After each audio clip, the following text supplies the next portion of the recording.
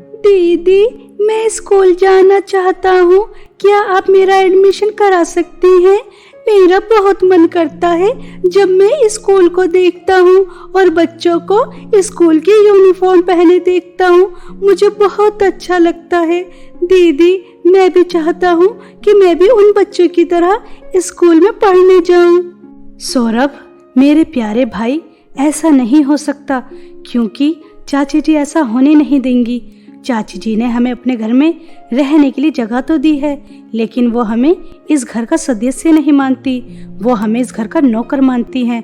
हमसे किस तरह नौकरों की तरह काम कराती हैं। फिर तुम ही बताओ, वो तुम्हें स्कूल कैसे जाने देंगी? सौरभ और कनिका आपस में बातें कर ही रहे थे, तभी महिमा वहाँ आ जाती है और कनिका से कहती है, तुम दोनों भाई बहन आखिर क्या खिचड़ी पका रहे हो? कनिका, मैंने तुमसे कहा था कि मेरे सर में बहुत तेज दर्द है, मुझे तेज अदरक की चाय चाहिए, लेकिन तुमने नहीं बनाई। यहाँ आकर अपने भाई से गप्पे लड़ा रही हो। चाची जी, मुझे माफ कर दो, मेरे दिमाग से निकल गई थी। मैं अभी आपके लिए तेज अदरक वाली चाय बनाकर लाती हूँ। ऐसा कहकर कनिका चाय बनाने चली जाती है और चाय बनाकर महिमा के पास ले जाती है और कनिका बहुत हिम्मत करती है और महिमा से कहती है, चाची जी, मुझे आपसे एक बहुत ज़रूरी बात करनी थी। चाची जी, सौरभ स्कूल जाना चाहता है, कृपया करके आप उसका स्कूल में एडमिशन करा दीजिए। आप मुझसे चाहे दिन रात काम करा लेना, मैं कुछ नहीं कहूँगी, लेकिन बस आप मेरे भाई का स्कूल में एडमिशन करा दो। मैं आपका यह एहसान जिंदगी भर नहीं भूलूंगी।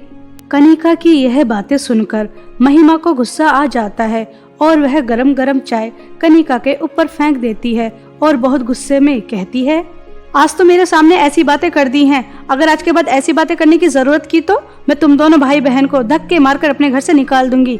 महारानी के भाई को स्कूल में पढ़ना है, हमने अपने घर में तुम्हें रहने के लिए जगह दी, वो काफी नहीं है? और वैसे भी तुम्हारा भाई पढ़ लिख कर कौन सा मिनिस्टर बन जाएगा? अब यहाँ से जाओ, ज्यादा दिमाग खराब करने की जरूरत नहीं है। बेचारी चुपचाप कनिका रोती हुई चाची के पास से आ जाती है। तभी सौरभ उसके लिए हल्दी का लेप लेकर आता है और कनिका से कहता है, दीदी, मुझे माफ कर दो, अगर मैं आपसे स्कूल जाने की बात नहीं करता तो आप चाची से बात नहीं करती और ना ही चाची आपके हाथ पर चाय फेंकती। दीदी, ये लो हल्दी का लेप लगा लो, इससे आपके जख्म ठीक हो जाएंगे। अब आज के बाद मैं कभी स्कूल जाने की बात नहीं करूँगा। ऐसा कहकर सौरभ रोने लगता है और कनिका भी। इसी तरह रोते रोते रात गुजर जाती है। सुबह होने के बाद महिमा कनिका को अपने पास बुलाती है और उससे कहती है, सुन मनहूस लड़की, घर को दुल्हन की तरह सजा दे और हाँ, हर तरह के पकवान घर में बनने चाहिए, क्योंकि मेरी बेटी नंदिनी हॉस्टल से वापस आ रही है और मैं नहीं चाहती मेरी बेटी को यहाँ आकर किसी भी तरह की कोई परेशानी हो। कनिका के हाथ में चाय के छालों की जलन अभी भी हो रही थी और बेचारी को घर का इतना सारा काम अकेले ही करना था। अगर नहीं करती तो उसे इससे भी ज्यादा बड़ी कोई और सजा मिलती। इसलिए बेचारी चुपचाप घर की पूरी सफाई करती है, उसे अच्छी तरह सजाती है और अच्छे अच्छे पकवान भी तैयार करती है। कुछ समय बाद नंदिनी घर वापस आ जाती है, जिसे देखकर महिमा बहुत खुश हो जाती है। दोनों माँ बेटी एक साथ खाना खाती हैं। तभी नंदिनी की नजर कनिका और सौरभ के ऊपर जाती है, जिसे देखकर नंदिनी अपनी माँ से कहती है, मम्मी, हमारे घर में ये गंवार कौन है? आपको पता है ना, मुझे ऐसे गंवार लोग अपने घर में बिल्कुल पसंद नहीं। अगर ये नौकर हैं तो इन्हें फौरन हमारे घर से निकाल दो, मुझे ऐसा कचरा बिल्कुल पसंद नहीं। महिमा नंदिनी से बहुत प्यार करती थी, उसके एक इशारे पर कुछ भी करने के लिए तैयार हो जाती थी। तभी वह नंदिनी के कहने पर सौरभ और कनिका को हाथ पकड़कर अपने घर से बाहर निकाल देती है। दोनों अपनी चाची के सामने बहुत गिड़गिड़ाते हैं। चाची जी, आपके सिवा हमारा कोई नहीं है, कृपया करके हम दोनों भाई बहन को मत निकालिए। मैं आपके आगे हाथ जोड़ती हूँ, आपके पैर पकड़ती हूँ। चाची जी, हमें मत निकालिए। हाँ चाची जी, इतनी रात हो रही है, हम कहाँ जाएंगे? हमें मत निकालिए, हमें मत निकालिए। आप हमसे चाहे जितना काम करा लेना, लेकिन हमें अपने घर से मत निकालिए चाची जी। सौरभ और कनिका अपनी चाची के सामने इसी तरह गिड़गिड़ाते रहते हैं, लेकिन महिमा के ऊपर, दोनों अनाथ बच्चों के ऊपर जरा भी दया नहीं आती। वह इतनी रात के अंधेरे में दोनों बच्चों को अपने घर से धक्के मारकर निकाल देती है। सौरभ और कनिका इसी तरह रात के अंधेरे में इधर उधर भटकते रहते हैं, लेकिन उन्हें रहने के लिए कोई जगह नहीं मिलती। फिर दोनों भाई बहन सड़क के किनारे सो जाते हैं। सुबह होने के बाद सौरभ रोता हुआ कनिका से कहता है, दीदी मुझे बहुत भूख लगी है, मुझे कुछ खाने के लिए चाहिए। दीदी हम क्या भूखे प्यासे इसी तरह से इधर से उधर भटकते रहेंगे? हमारा इस दुनिया में कोई नहीं है। चाची जी ने भी हमें अपने घर से धक्के मार कर निकाल दिया, अब हम कहाँ रहेंगे और क्या खाएंगे दीदी? सौरभ, हम गांव के जमींदार के पास चलते हैं। मैं उनके खेतों में मजदूरी करूंगी और मजदूरी करके जो भी कुछ पैसे मिलेंगे हम उसी से अपना पालन पोषण कर लेंगे। और रही बात रहने की, तो हम जंगल से लकड़ियां लेकर आते हैं और अपने लिए एक छोटी सी झोपड़ी बनाएंगे और उसी में रहेंगे। अगर हमारा कोई नहीं है तो हम दोनों एक दूसरे का सहारा है ना मेरे भाई। और दोनों भाई बहन जंगल जाते हैं, लकड़ियां काटते हैं और अपने लिए एक छोटी सी रहने के लिए झोपड़ी बनाते हैं। और उसके बाद कनिका जमींदार के पास जाती है और कनिका को जमींदार के खेतों में मजदूरी करने के लिए मिल जाती है। अब कनिका खेतों में मजदूरी क्या करती थी और जो भी कुछ पैसे मिलते थे उसी से दोनों भाई बहन अपना गुजारा कर रहे थे। एक दिन कनिका सोचती है, सौरभ स्कूल जाना चाहता था। अगर मैं ज्यादा मेहनत करूं और एक समय का खाना खाऊं तो जो पैसे बचाऊंगी उससे मैं सौरभ का स्कूल में एडमिशन करा सकती हूं। हाँ, ये ठीक रहेगा। वैसे भी मैं एक समय का खाना खाकर गुजारा कर सकती हूँ। ऐसा सोचकर कनिका सौरभ को 2 समय का खाना खिलाती थी और खुद 1 समय का खाना खाती थी और मजदूरी भी ज्यादा क्या करती थी। कुछ ही दिनों में ऐसा कर करके कनिका सौरभ के स्कूल के एडमिशन के लिए अपने पास पैसे जमा कर लेती है। कनिका बहुत खुश थी कि वह सुबह को सौरभ का स्कूल में एडमिशन कराएगी और अब सौरभ भी स्कूल पढ़ने जाएगा। दोनों भाई बहन सो जाते हैं, तभी एक चोर आता है और वह घर में जो भी कुछ रखा होता है सब कुछ चुरा लेता है, पैसे भी और राशन भी, कुछ भी नहीं छोड़ता। सुबह उठकर कनिका देखती है तो पूरा घर खाली होता है, जिसे देखकर कनिका बहुत रोती है। ये क्या अनर्थ हो गया? हमारे घर में जो भी कुछ रखा था सब चोरी हो गया, ना राशन बचा और ना ही पैसे भी। मैंने कितनी मेहनत करके एक एक पाई पाई जोड़ी ताकि मैं तुम्हारा स्कूल में एडमिशन करा सकूं, लेकिन वह चोर सब कुछ चुरा कर ले गया। ऐसा कहकर कनिका बहुत रो रही थी। सौरभ कनिका के आंसू साफ करता है और उसे दिलासा देता है। कुछ समय बाद कनिका मजदूरी करने खेतों पर जाती है तो जमींदार भी कनिका को अपने खेतों से निकाल देता है। सुनो लड़की, मेरे खेतों में इतना काम नहीं कि मैं इतने सारे मजदूर रखूं, इसलिए अब तुम्हारी कोई ज़रूरत नहीं है। अब मेरे खेतों में काम करने मत आना, जाओ यहाँ से। जमींदार की बातें सुनकर कनिका हक्की बक्की रह जाती है, क्योंकि घर में जो भी कुछ रखा था वह चोर चुरा कर ले गया था। आखिरी उम्मीद थी वो भी टूट जाती है। कनिका उदास होकर घर वापस आ रही थी, तभी उसे रास्ते में एक पत्थर के नीचे चिड़िया दिखाई देती है। कनिका भागकर उसके पास जाती है और बहुत कोशिश करती है उस पत्थर को हटाने की और उसके बाद उस चिड़िया की जान बचा लेती है।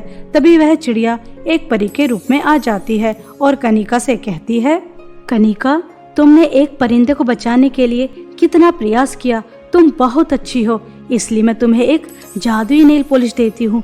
तुम इस जादुई नेल पॉलिश को जहाँ भी लगाओगी वहाँ नेल पॉलिश की खेती हो जाएगी और तुम्हें हमेशा नेल पॉलिश मिलती रहेंगी। तुम नेल पॉलिश बेच बेच कर अपना पालन पोषण आराम से कर सकती हो। परी, तुम्हारा बहुत बहुत धन्यवाद। तुम मुझे बिल्कुल एक फरिश्ते की तरह मिली हो। तुमने मेरी सभी दुख परेशानियों को चुटकियों में हल कर दी। अब मैं नेल पॉलिश की खेती कर करके अपना और अपने भाई का अच्छे से ख्याल रख सकती हूँ और अपने भाई को स्कूल में भी पढ़ने भेज सकती हूँ। परी कनिका को जादुई नेल पॉलिश दे देती है और खुद वहाँ से गायब हो जाती है। कनिका एक जंगल में जाती है और उस जादुई नेल पॉलिश को एक जगह डाल देती है। तभी जादुई नेल पॉलिश की खेती हो जाती है। कनिका के सामने बहुत सुंदर सुंदर कलर की बहुत सारी नेल पॉलिश आ जाती हैं। कनिका सारी नेल पॉलिश लेकर घर आ जाती है और सौरभ को सब बताती है। सौरभ भी यह बातें सुनकर बहुत खुश होता है। अगले दिन कनिका सभी नेल पॉलिश बाजार में बेचने जाती है। नेल पॉलिश ले लो, सुंदर सुंदर नेल पॉलिश ले लो, हरी, लाल, नीली, पीली, हर कलर की नेल पॉलिश। 50 रुपए की 4 नेल पॉलिश ले लो, नेल पॉलिश ले लो।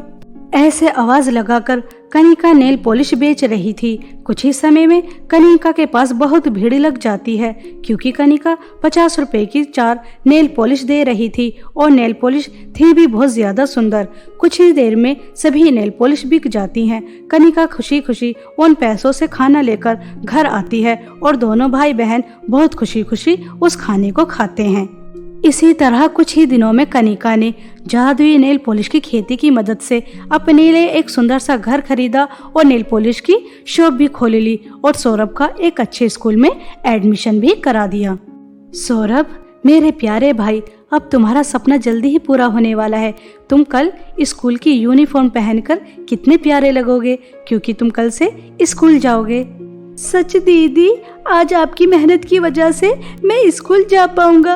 मैं बहुत खुश हूँ और परी जी को भी बहुत बहुत धन्यवाद। आज उन्हीं की जादुई नेल पॉलिश की खेती की वजह से हम दोनों भाई बहन एक सुखी जीवन बिता पा रहे हैं। अगले दिन सौरभ अच्छे से तैयार होकर स्कूल चला जाता है और कनिका अपनी नेल पॉलिश की शॉप पर आ जाती है। नेल पॉलिश खरीदने कनिका की चाची और नंदनी आते हैं। कनिका की इतनी बड़ी शॉप देखकर दोनों चौंक जाती हैं। तभी कनिका कहती है, चाची जी, आपको चौंकने की जरूरत नहीं है, ये सब कुछ मेरा ही है। और आप बाहर देख रही हैं वो बड़ा सा बंगला, वो भी मेरा है। और आपको पता है, मेरा भाई इस गांव के सबसे बड़े स्कूल में पढ़ रहा है। शायद चाची जी, आपने हम दोनों को इसलिए घर से निकाल दिया था कि हम भीख मांग रहे होंगे, लेकिन आप भूल गई थी, जिसका कोई नहीं होता उसका ऊपर वाला होता है। और आज देखिए, ऊपर वाले की कृपा से हम दोनों भाई बहन कैसी अच्छी जिंदगी जी रहे हैं। कनिका की बातें सुनकर महिमा और नंदनी अपनी नजरें झुका लेती हैं और चुपचाप वहां से आ जाती हैं। कनिका और सौरभ जादुई नेल पॉलिश की खेती की वजह से आज एक सुखी जीवन जी रहे थे। एक बार की बात है, रामपुर नामक गांव में 2 बहनों की शादी एक ही घर में होती है, आरोही और नैना की। आरोही बहुत ही ज्यादा चालाक और घमंडी लड़की थी और नैना बेचारी सीधी सादी थी और इसी बात का फायदा आरोही उठाती थी। वह हमेशा नैना को नीचा दिखाती रहती थी, क्योंकि आरोही का पति एक बड़ी कंपनी में जॉब करता था और नैना का पति एक छोटी कंपनी में जॉब करता था, जिस वजह से आरोही नैना को हमेशा सुनाती रहती थी और घर का कोई भी काम नहीं करती थी। सारा काम नैना ही करती थी। आरोही तो बस पार्टियां करती और शॉपिंग करती और घर आकर बस पका पकाया खाना खा लिया करती थी। ऐसे ही समय बीत रहा था। आरोही की बेटी का जन्मदिन था, तो वह नैना से कहती है, कल मेरी बेटी का जन्मदिन है और मेरी बेटी के जन्मदिन में कोई भी कमी नहीं होनी चाहिए। घर को अच्छी तरह सजा देना और हाँ, पकवान भी बहुत ही ज्यादा स्वादिष्ट और अलग अलग वैरायटी के होने चाहिए। मुनमुन बेटा, चलो मैं तुम्हारे लिए सुंदर फ्रॉक लेकर आती हूँ, जिसे तुम कल अपने जन्मदिन पर पहनोगी, ठीक है? मौसी मौसी, कल तो मेरा भी जन्मदिन है, आप मेरे लिए भी फ्रॉक लेकर आएंगी ना? हम दोनों बहनें एक साथ अपने जन्मदिन का केक काटेंगे, बहुत मजा आएगा। मेरे पास इतने फालतू के पैसे नहीं है, मैं मेरी बेटी का ही जन्मदिन सेलिब्रेट करूंगी। अपनी माँ से बोल कि वह तेरे जन्मदिन के लिए अलग से तैयारी करे। मैं तेरे लिए कोई फ्रॉक व्रॉक नहीं लेकर आऊंगी। चल बेटा। दीदी, आप तो जानती ही हो कि गुनगुन के पिता ज्यादा पैसे नहीं कमा पाते।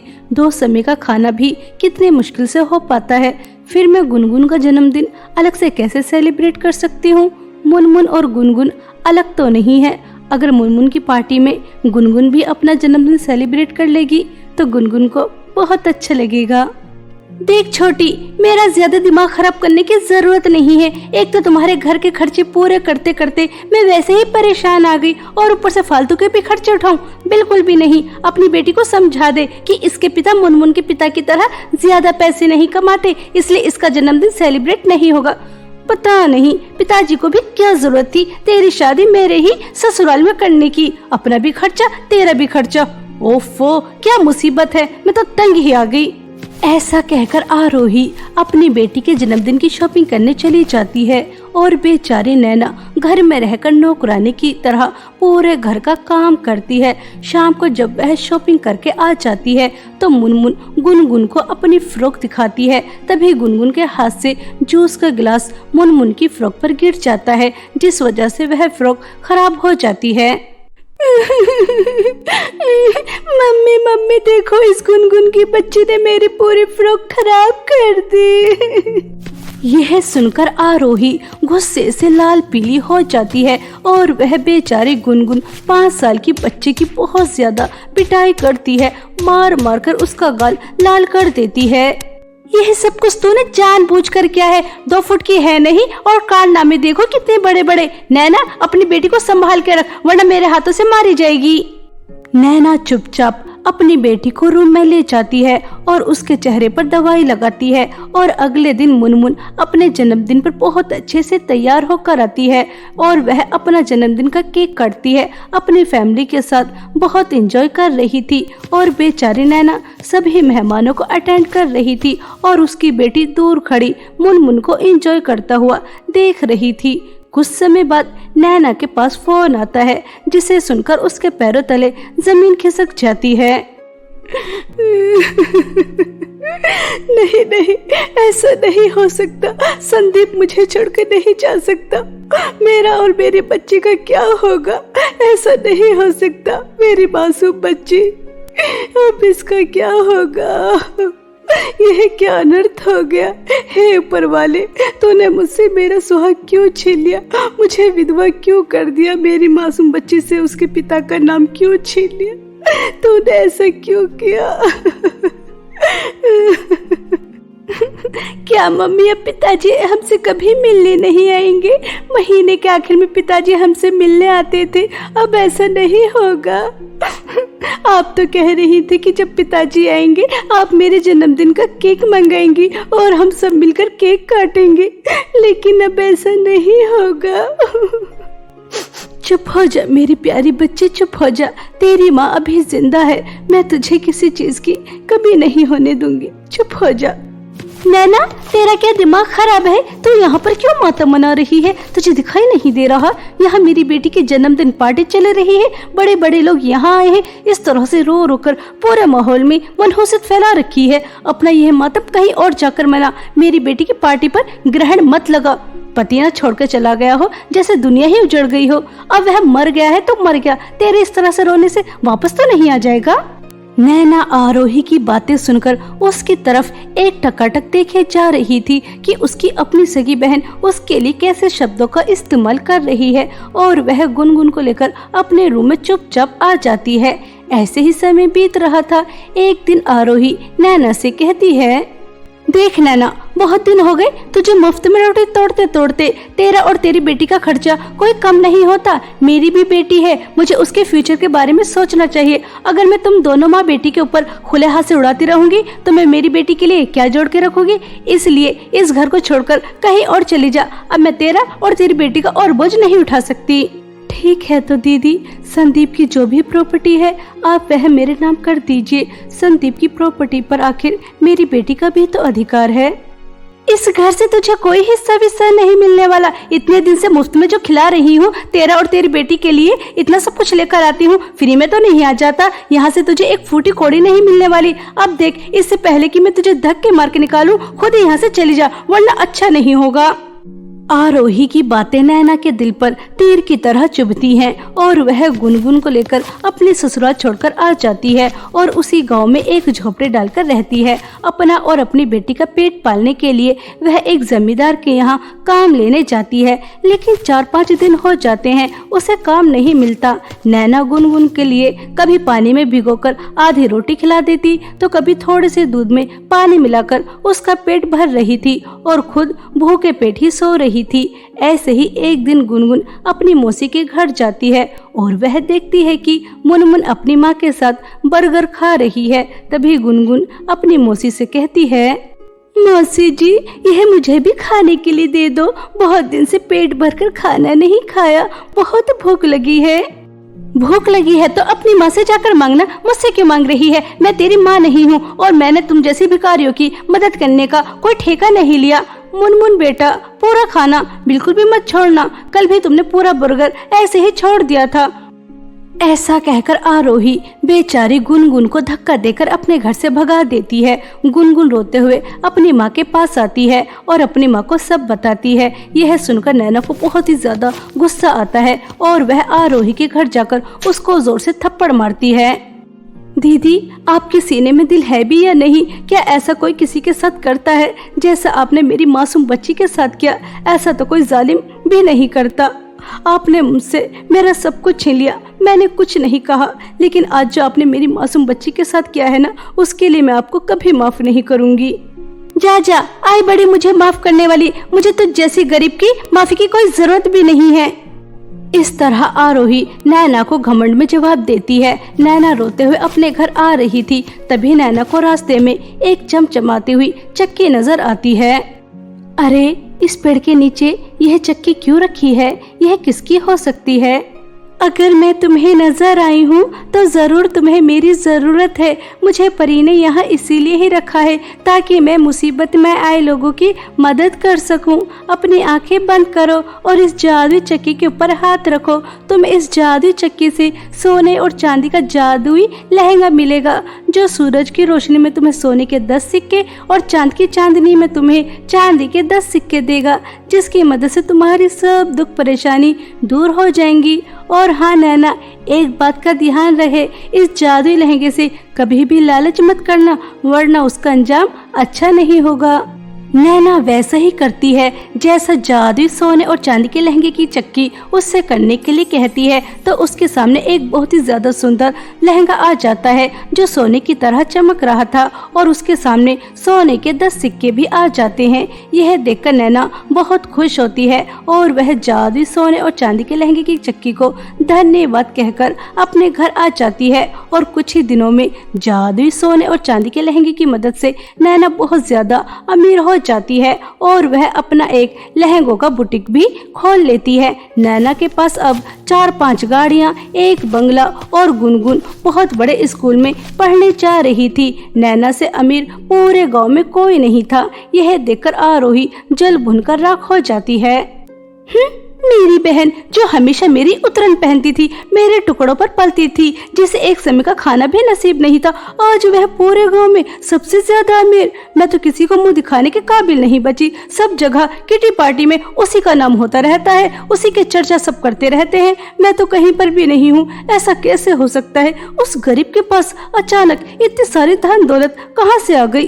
पता तो लगाना ही पड़ेगा, आखिर उसके पास कौन सा अलादीन का चिराग है। ऐसा सोचकर आरोही नैना के ऊपर नजर रखने लगती है और एक दिन आरोही नैना को जादुई सोने और चांदी के लहंगे से सोने के सिक्के लेते हुए देख लेती है। यह देखकर उसकी आंखें खुली की खुली रह जाती हैं। ओहो, अच्छा तो यह बात है। सूरज की रोशनी में इसे सोने के सिक्के और चांद की चांदी में चांदी के सिक्के मिल रहे हैं। मनहूस गरीब के अमीर होने का यह राज है। यह लहंगा सोने और चांदी के सिक्के देता है। अब तो इसे मुझे चुरा नहीं होगा और इसे ज्यादा अमीर बनना होगा, और वो भी जल्द से जल्द। यह देखकर आरोही बहुत खुश होती है और एक दिन जब नैना घर पर नहीं होती तो वह उसके घर में जाती है और जादुई सोने और चांदी का लहंगा चुराकर लेकर आ जाती है और घर आकर सोने के सिक्के मांगती है तो उसे 10 सोने के सिक्के मिल जाते हैं। यह देखकर आरोही की खुशी का कोई ठिकाना नहीं रहता। अरे वाह, 10 सोने के सिक्के! जब तक सूरज डूब नहीं जाता तब तक सोने के सिक्के लेती रहती हूँ। बहुत जल्द उस गरीब से ज्यादा अमीर हो जाऊंगी। ऐसा सोचकर आरोही दोबारा से जादुई सोने और चांदी के लहंगे से सोने के सिक्के मांगती है तो उसे सोने के सिक्के नहीं बल्कि उसके अंदर से बहुत ही ज्यादा खतरनाक आग निकल कर आती है, जो आरोही के साथ साथ उसके पूरे घर को जलाकर राख कर देती है। आरोही को उसके लालच और बुरे कर्मों का फल बहुत ही अच्छी तरह से मिल जाता है। और वहीं दूसरी तरफ नैना जादुई सोने और चांदी के लहंगे से कभी भी लालच नहीं करती, इसलिए वह एक हंसी खुशी जीवन बिताती है और अपने साथ साथ और भी लोगों की मदद करती है।